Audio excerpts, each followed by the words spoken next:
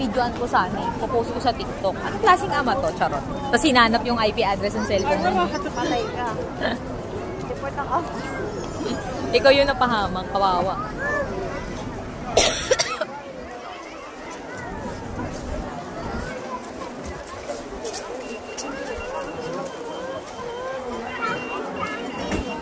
Gusto ko niya, oo. Gusto ko niya yung electric e-bike. Ba't ganun? Ang hirap. Pero sabi ko, tama nga yung atin, tita mo. Nalalakit na yung mga yun. Kasi dun sa shop, gold shop, nagsisigawan din sila. Diba? Nag-aaway mga magkaka. Kasi tinanong ko sila, yung mga kasama ko, ganyan ba sila araw-araw? Ganyan na daw sila araw-araw. Parang sabi ko nga sa mga katrabaho ko, sa country namin, ay sorry.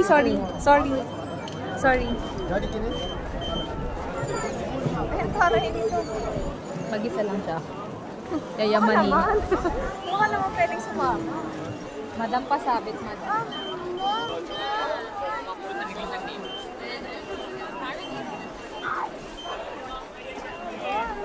May event siguro, dami nakaupo sa main stage.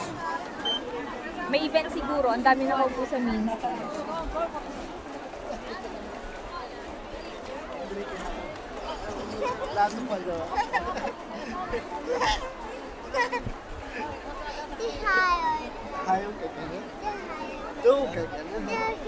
You want to say hi to your camera?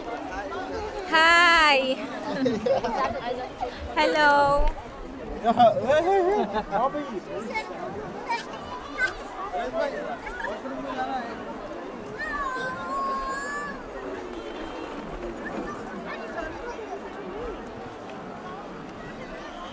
Mars, may kita ka sa camera ko, Mars. Mas ka dyan.